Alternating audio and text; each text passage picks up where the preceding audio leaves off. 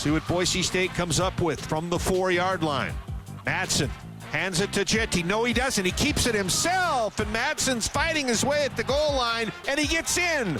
Tough running Maddux Madsen, and Boise State is back in the game on the 4-yard run by Maddux Madsen. 4th down and 2. Egan, quarterback draw. He's going to get the first down and more. Inside the 40, the ball popped up in the air, and it's picked up by Jaden Virgin Morgan. The Broncos have the turnover. From the Spartan 36, Jeanty with the carry. Jeanty to the 30, Jeanty to the 20, Jeanty to the 10. Jeanty breaks a tackle and scores. And that touchdown run gives him the single season record, passing Jay Ajayi. The Boise State football team rallies back to beat San Jose State 42-21 on the road. This is Jay Sports Bar. I'm Jay Tust. He's former Boise State wide receiver Shane Williams-Rhodes. Things got a little dicey there out the gate there, Shane. Down 14-0. San Jose State with the ball in the low red zone. Gosh, it felt like they had a chance to put it away. And then Boise State somehow finishes the game on a 42-7 run to pick up their 8th straight victory. One of the longest winning streaks in college football right now.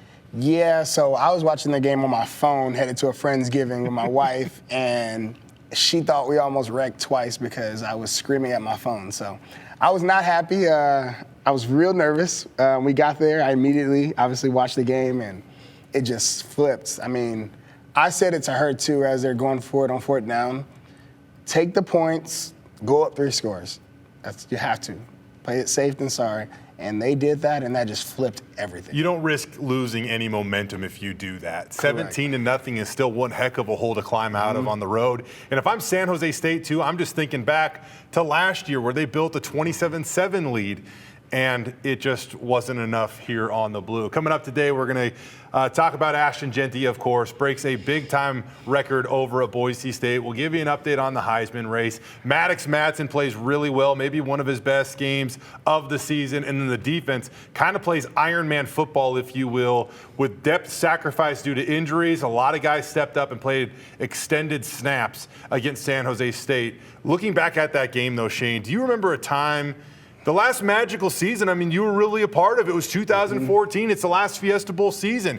Do you remember a game where you guys were down that much and were able to come back and just kind of save everything? San Diego State.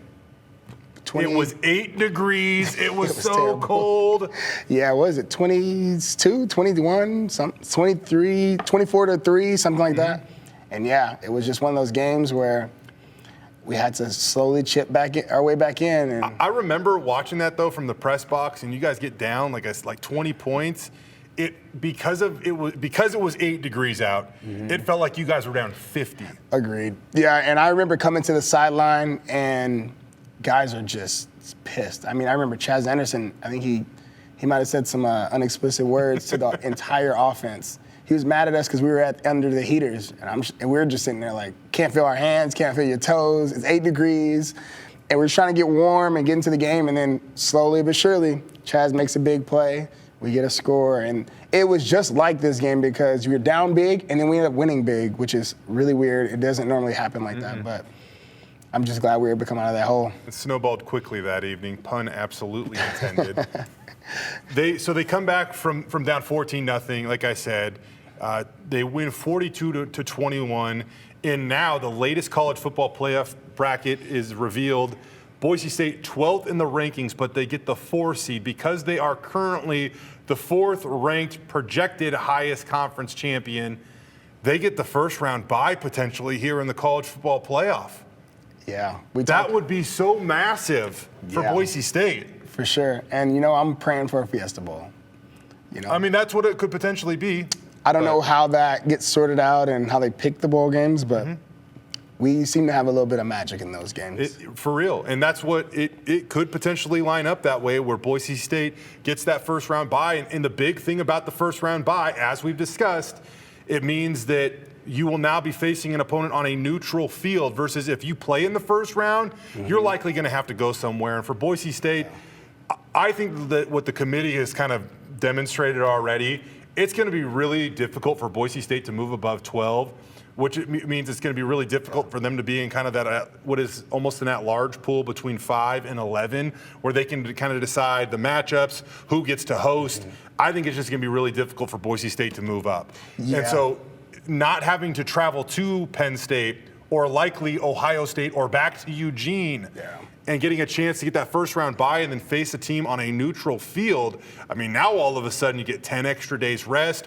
Those injured guys, Alexander Tubner, some of the offensive linemen, heck, even Ashton Jeanty gets a few more days to rest up there. Yeah. That could all of a sudden bode really well and maybe now making a legit run at this thing. Yeah, and the fans have to understand the reason we're not going to be able to move past 12 or 11 or even 10 is because at the end of the day, comes back down to money. And like I believe you said this a few weeks ago, it wouldn't make sense for the committee to allow Boise State to host an Ohio State at home where we hold about 38,000 and they can hold 100. There's so much money lost there if they allow Boise State to host. I don't think they can climb that high. No. Honestly, the way that this is just kind of set up, I think this is kind of the structure that it allows. I'll take it, though. I mean, a home game on the Blue in the college football playoff would be phenomenal. I think TV ratings would be off the charts because it would be a Penn State or Ohio State or somebody significant coming to play on the Blue that would never sign up to play on the Blue. Yeah. But if you can take that first round bye, you absolutely take advantage of that. And looking at kind of projecting this thing forward, the Big 12 is the conference to watch, and the teams that are the biggest threats right now are BYU, Colorado, which is fitting because Colorado's a threat in more ways than one. And then after that, you have Arizona State. Now, Arizona State, they're down at 21. They would have to make a massive jump. That being said, I think that Colorado is on upset alert against Kansas this week. Oh, yeah. And I really think that the way that Arizona State runs the ball, I really believe that they take care of BYU this week. Now, if all of a sudden BYU gets their second loss, they were already dropped behind Boise State. They're at 14. So BYU gets their second loss. Colorado gets their third loss. Man, I don't think it could play out any better for Boise State in that situation. Yeah, in case you didn't check Twitter, I've been screaming Rock Chalk Jayhawk all weekend. So I'm hoping that comes back, to fruition. But my mom actually pointed out, she was like, well, why don't they just throw Boise State and Colorado into a bowl game and let that decide the Heisman? But I had to explain to her that's not quite how that works. Hey, that's a wonderful idea. I would love to see it. It makes you kind of wonder, like moving forward as college football tries to find those money matchups. Gosh, if they just left like the blank week, the last week of every season, like a blank slate, and then you just figured out who you wanted to play where, Colorado-Boise State would be a phenomenal matchup. I think there's no way that wouldn't be the matchup picked because it would decide a lot for everybody. Big 12 versus Mountain West, the Heisman race. Who's going to be the offensive player of the year. Obviously, to me, whoever doesn't get the Heisman has to get the other one. So it's going to be interesting to see how these last 2 weeks play out. Yeah, I'm fairly confident that Ashton Jeanty is going to be the running back of the year. The Heisman kind of still up for debate. More on that in a moment. I want to focus on something that is kind of more tangible at the minute, and that is in the win against San Jose State. Ashton Jeanty breaks off a 36-yard run in the third quarter. Now, it was a big run in the game because it gave Boise State the lead, but it also gave him enough yards to surpass Jay Ajayi's single-season school rushing record. You were right there. Jay said it in 2024, the Fiesta Bowl year, 1,823 yards. He had one of the cooler moments since I've been covering the team. He says that he's going to go to the draft, commits early, gives up his last year of eligibility, and on the first touch after that in the Fiesta Bowl, houses one from 55 yards. It was such a statement. And now Ashton comes along and breaks one of the more hallowed records in Boise State football history in 10 games. Yeah. I mean, technically before 10 games. Yeah, so I've been obviously screaming the Ashton Jeanty train for about 2 or 3 years now. In my family group chat, it's basically been me and my brother on the Ashton Jeanty train, and my parents, they're huge Deion Sanders fans, clearly. So, the way I was able to set it for them to explain it, all my nieces and nephews and little cousins, they think Jay Ajayi is probably the best running back to ever live. Being able to come to Boise, watch some of those games when I was here. And I had to explain that what Ashton Jeanty has done has been in 10 games versus the 14 that Jay played in. And so, Yeah, man, it's been some very interesting conversations on the back end for us. I'll add this to it, though. Jay finished that season really strong, and he was one heck of a wide receiver. So next up on the list is Jay Ajayi's yards from scrimmage mark, which I believe off the top of my head, I should have looked it up first, is 2,358, I believe. Jay had about 500 yards receiving, 535, I want to say, on top of those, 1,823 rushing yards that season. But a big milestone for Ashton Jeanty to hit. And, he says that the running backs of the past and the present running back, they're still a pretty tight-knit fraternity, and they still actually cheer on Ashton from afar. Take a listen. I haven't met Jay in person, but, I talked to him a lot over social media.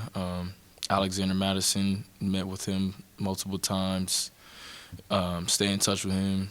Doug Martins came back a few times, got to talk to him.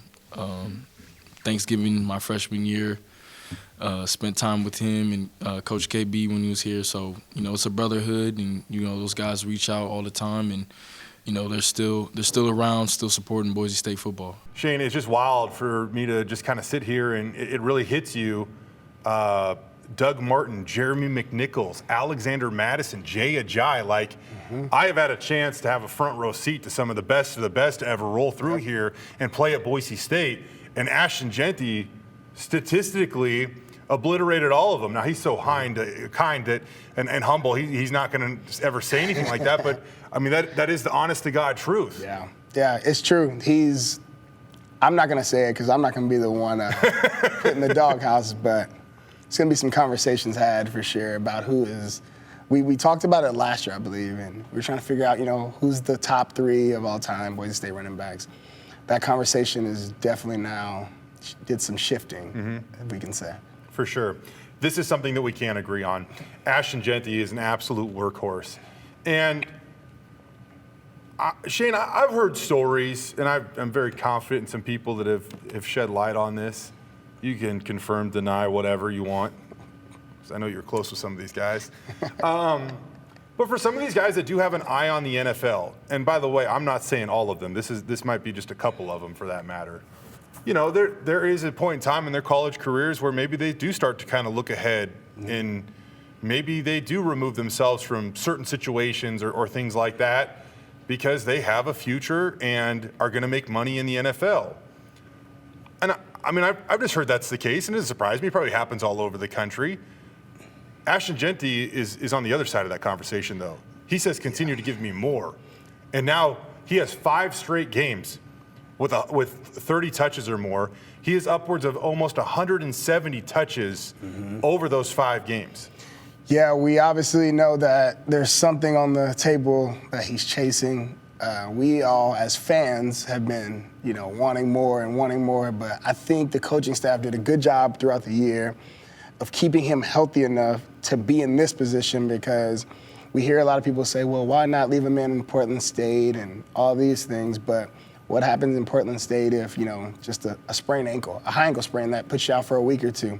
1 week literally takes away the chance at this record. So I think the coaching staff has done a good job. He lives in the training room, has done a phenomenal job, and now he is 107 yards away from 2,000, which, let's face it, he's probably going to hit in the first half against Wyoming. Yes. And then after that, he will set his sights on the NCAA all-time record.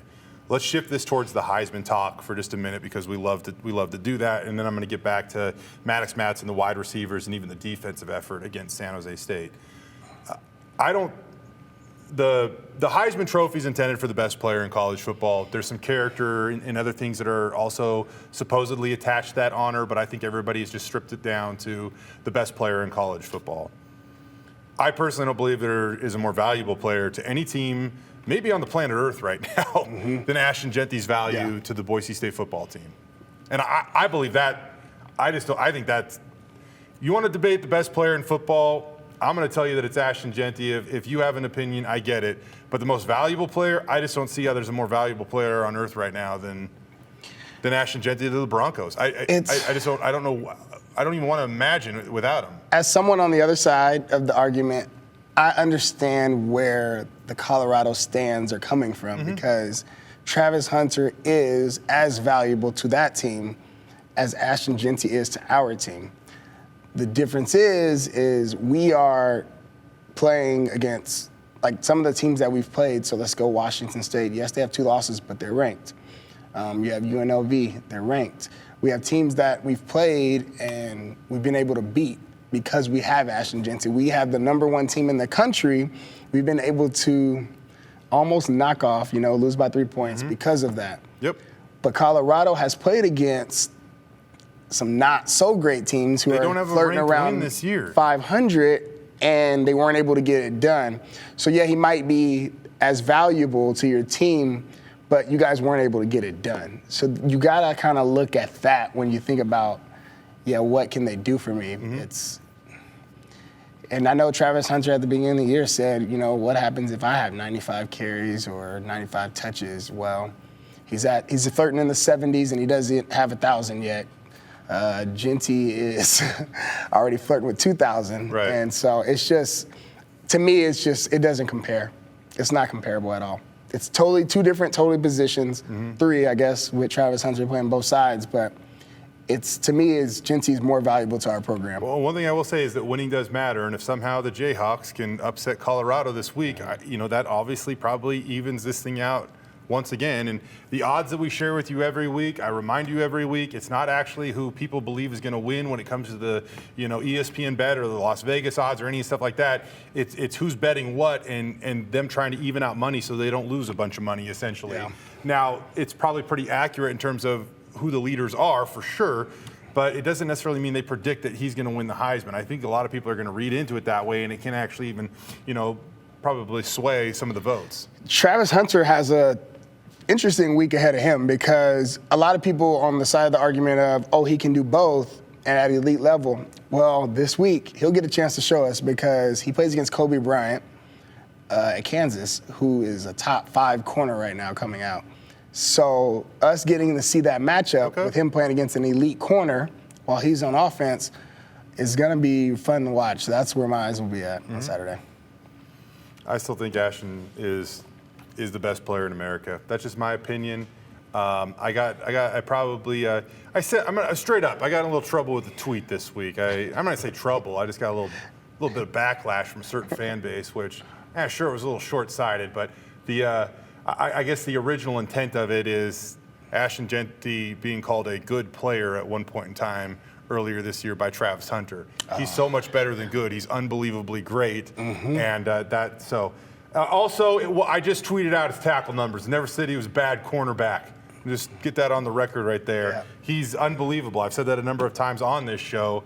I just think that Ashton Jeanty's more deserving of the Heisman. No. One man's opinion. And when the guy has nearly 2,000 rushing yards in 10 games, it's going to look really silly if Ashton Jeanty breaks Barry Sanders' record and doesn't win the Heisman, in my opinion. And I think when we look back years from now, we're all looking up how many catches did Charles Woodson have or Champ Bailey have or all these outstanding two-way guys. Years from now, I don't think there's going to be a stat that everybody remembers about Travis Hunter. They're just going to remember that he was really good at what he does. Phenomenal at what he does. Yeah. One of the best ever to play in college football, considering what he does on both sides of the ball. But if Ashton Jeanty breaks Barry Sanders' supposedly untouchable rushing record and doesn't win the Heisman, I think that's going to look silly. To give a timeline on all this, by the way, I think straight up, it's highly unlikely that Ashton can get to that mark by the time the Heisman voters submit their ballots. The all-time record is 2,628. Ashton is currently at 1,893. Now, if he gets about, it's completely realistic that when you look at who's left on the schedule, it's Wyoming, Oregon State, and then at the moment, likely Colorado State in the Mountain West Conference Championship game. If it's UNLV, it worries me a little bit more because UNLV is a better team, got a better run defense. But if Ashton can average somewhere between, say, 175 and 200, which is completely reasonable to think he can. It's his average. Then he will put himself in the discussion to really break the mark in the bowl game. If we're sitting here, so we find out the finalists on December 9th, the Heisman Trophy winner is announced on December 14th. If by the time everybody's submitting their ballots, Ashton Jeanty is anywhere from 150 to 200 yards shy of Barry Sanders' record with a bowl game to play, they have to give some really hard thought to, man, is he going to get there? And if he does, and he's not the Heisman Trophy winner, I just think that looks silly. Yeah, and like you said, there's no stat for Travis Hunter. I almost got a whooping from my parents this week because I told them if I hear them say snaps as a stat one more time, I'm gonna explode. There's no way that we're gonna ever look back and say that he played a lot of snaps. That's not a stat. I told him or here's the deal though, if you do, that's what you will say. You're not there's not gonna be like a tangible stat there, right? Yeah. I told him, I said if Lil Timmy is playing offense and defense, but Lil Timmy has, normal stats, is Lil Timmy the best player in the country? Or, that's kind of how I broke it down, but it's just I just can't see the stats. I've seen a lot of comparisons, and they're taking the best stats from each person, and snaps are what they're using for him, and that's just not a tangible. The one thing I will say that I think is pretty cool, and I think that whether you're a Boise State fan or a Colorado fan, that we can all agree on this, the fact that two non-quarterbacks have really made this a two-man race is pretty phenomenal. Yeah, I think it's always been a quarterback award. Me and you talked about this briefly, but I think that the committee could make some things really hard for the future if Ashton Jeanty doesn't win, because at the end of the day, next year when we have another great back, maybe they're not as good as Ashton Jeanty, or if they're better, they're gonna say, Ashton Jeanty didn't win, and Ashton Jeanty almost broke the rushing record. So why should this guy get it, over who else? Like, that's what the president's going to be set. So they got to make sure they get it right. The single-season school rushing touchdown record also within reach for Ashton Jeanty this week. If he basically has a normal day at the office, he'll probably get there. Before we move on from Ashton, I want to share this because after the game, I had the chance to ask Ashton about, again, some of those players that in the past that might kind of look towards the NFL future and maybe, I don't know if tap out's the right word, but remove themselves from certain situations. Ashton's not that guy. He continues to pour in, and he explained why. I'm doing well, just another day in the job, whatever it takes, to help the team win, whether it's 5 carries, it's 10, it's 30, I'm willing to do whatever for this team. I love my teammates. I love my coaches. I love this program. I love the Boise State community. It means a lot to me, more than I think people truly understand. And like I said, I'm willing to do whatever for this team. All right, from running the football to throwing the football, I thought Maddux Madsen had one of his best efforts against San Jose State. And, man, I got to say, in terms of his command, his presence, his aggressiveness, being on the road against a bowl-eligible team, I feel like I could actually argue that it was his best game. 22 of 30. I think he was 17 of his last 20. Ends up with 286 total passing, no turnovers, 1 touchdown. He's doing exactly what we've been saying. We just need him to not make mistakes. Just mistake-free football will get us to win every time. I think the exciting thing about Maddux, too, all of a sudden, he's starting to use his legs a little bit. Yeah, for sure. He's finding spots to win with his legs. Yeah, and those linebackers, their focus is not ever at any point in the season going to be a spy on the quarterback. If you have a spy on the quarterback and that guy's not, penetrating the line of scrimmage, then Jeanty's gone. So that's obviously helping. They go hand in hand, but I think he's done a great job just taking what the defense is giving him. It's been really good. And I think our key will be we're just going to continue to need these receivers to keep stepping up.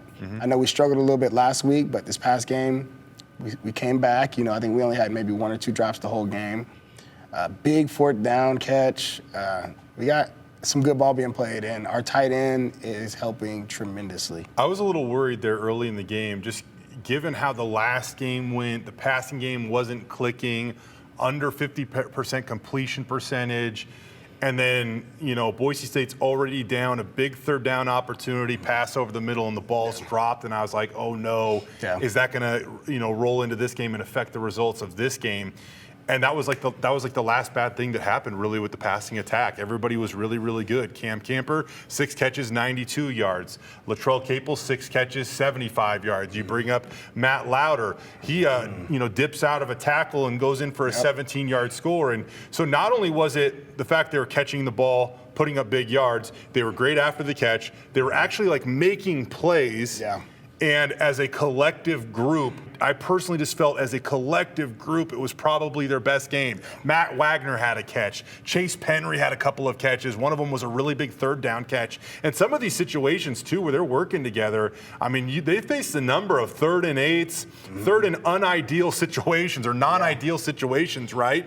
And they were still able to convert. And it was, again, Caples, Camper, Penry, a number of guys really contributed to those efforts. Yeah, and I think, honestly, San Jose. Strawn, another Strawn one. did have one in there.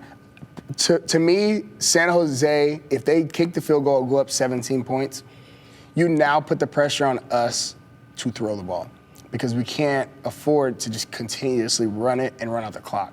So I thought that would have put us in a really bad place, especially knowing like that's our identity. We want to run the ball. So that flip was huge in the game. And so we don't want to go down 17-0 and be in a team that's forced to pass without being able to use the run game. So I was really proud of how they stepped up because that could have got really ugly. Yeah, let's hear from Latrell Caples on how he thought the wide receivers did against San Jose State. I would say good 8 out of 10 if we're rating like that. We always preach with the ball in our hands. We gotta go get more no matter what. With great ball security, we gotta all continue to work on our ball security because that's what's helping us win games. We don't really turn the ball over. So just being able to know where to get to, don't do too much on the rack, but get some more, because on manage the perimeter throws, our goal is to get 4 or more. I mean, if you get 4, you're good because we won first down or second down and we're in a good spot. On the defensive side of the ball, Boise State without 2 of their best players. Andrew Simpson didn't play, Alexander Tubner didn't play. Definitely felt that they would be without Alexander Tubner. Andrew Simpson a little bit more of a surprise. We'll continue to monitor both their statuses moving forward. But without Tubner specifically, they kind of had to mix things up because they needed a new communicator on defense. He wears the green dot, facilitates the player to coach in-game communication. And I kind of always thought Marco Notriani could be the guy, but with how much dime they run, Marco hasn't been on the field as much this year. The only way that could change is if Andrew Simpson didn't play.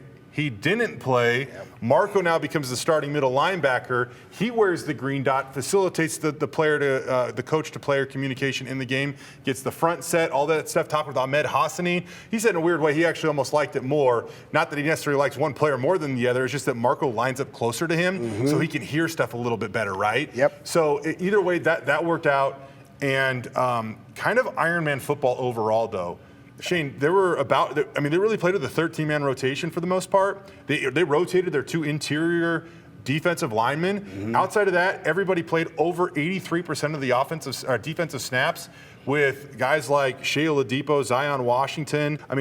These guys played every single defensive snap. Oh, and then Marco Notriani as well. Yeah, and to me, everyone saw this game as, our defense is struggling. We're getting scored on. We aren't doing anything on offense. But you guys got to really realize we played the current Triple Crown winner. The guy's leading in touchdowns, leading in receptions, leading in yards. We played a great receiver. Yep, statistically the best receiver in the country. Yeah, so we played a great receiver, and he made every third down catch that they needed. And those were the things that was extending drives for them. So I think, once things got settled down, we started making some plays, we got turnovers. That was one of the things we've been talking about recently that we've been lacking. And we said if we start getting turnovers, our games will now be blown open, and that's exactly what happened. Benefield gets a pick. A massive hit, pops the ball out. Jaden Virgin Morgan shows he might be able to play tight end there, too. Runs under it, catches it. Yeah. Ahmed Hassani blows up a trick play. Got 3 San Jose State players around him, still somehow corrals the football. The start was not good. I think when you know, really what's going on their defense, I don't think you would say it was unexpected, though. They had a lot of new guys in different spots. And even talking with Spencer Danielson this week, I was like, they put Devon Banks, Amarion McCoy, and Jeremiah Irby, 3 cornerbacks on the field at the same time. Marco Notriani at middle linebacker. You got Zion Washington, Ty Benefield back at those safety positions, and Shea Oladipo in there at the nickel. And, even Ty coming down in the box way more than he has all season. There was just kind of a lot going on there on defense, a lot of new things. They also brought a lot of pressure early, backed that off a little bit because San Jose State was clearly prepared. Yep. But once they found kind of their rhythm and made some adjustments on defense, it did start to work out a lot better for them. I guess one thing that I'll highlight or point out about that, Shane, is their ability to adjust in game and then like actually correct it and implement it in the game on the fly. Yeah. They're doing it much better this year than maybe years past. For sure, because you don't go from 14-0 to 42-21 from just doing the exact same thing. You got to make the adjustments. Mm-hmm. They were pivotal. They were so pivotal. I think the best thing that we started doing in the second half was getting off the field in third down. Mm-hmm. We started, obviously playing the sticks. We're not just playing the man and, just using some of those football intelligence things. They started to kick in, and that's all. If you look at the interception, the pick six, that's absolutely exactly what. He played the sticks. He jumped it.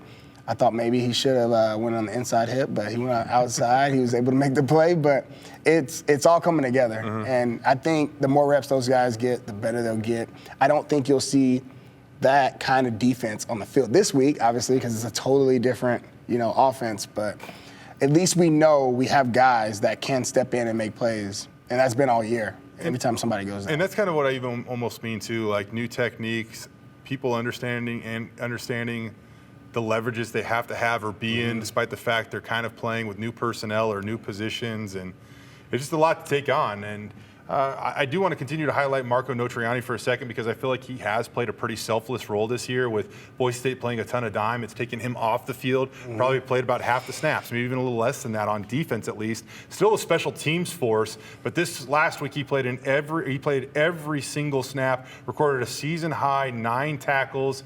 Here's what the coaches had to say about Marco. Marco is an absolute warrior and one of the top leaders on our team.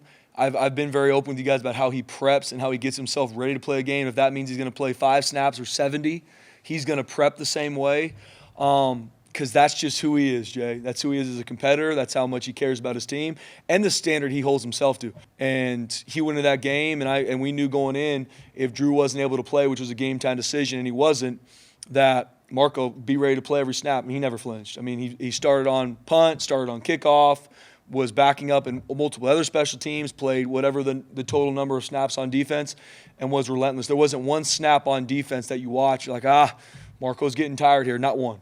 He's relentless. That's how he preps. That's how he gets his body ready. And Marco's an absolute warrior. So now the Broncos are 9-1, 12th in the country. They got to go to Laramie. What's like the buzz in the locker room when you hear you got to go to Laramie, middle to late November? Hate it.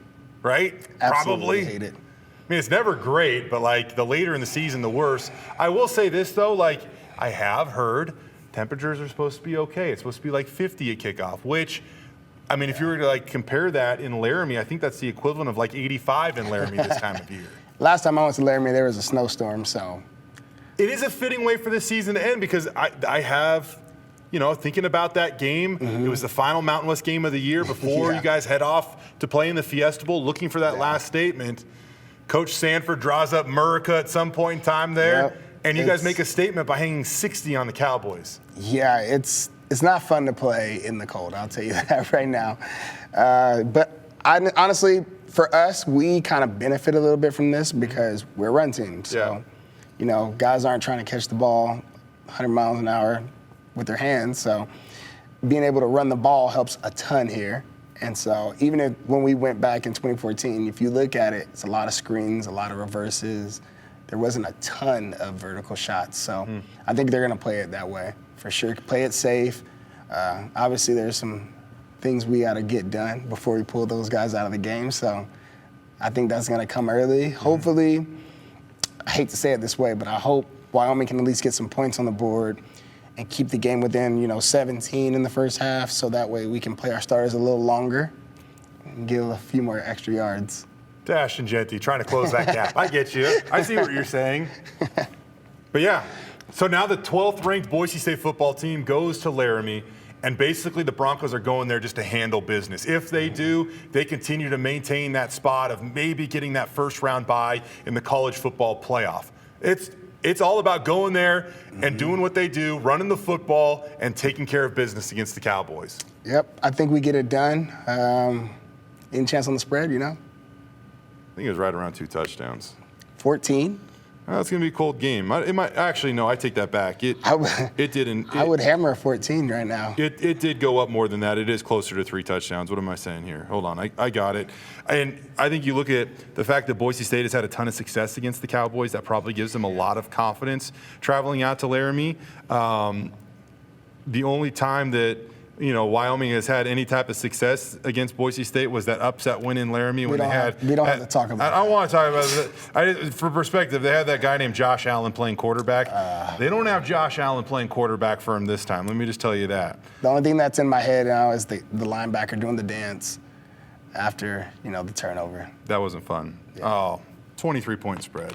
23. 23 points. Over under 57. Ooh. I'm liking that over, and I'm liking Boise State to score. I'm liking 52 to 17. All right.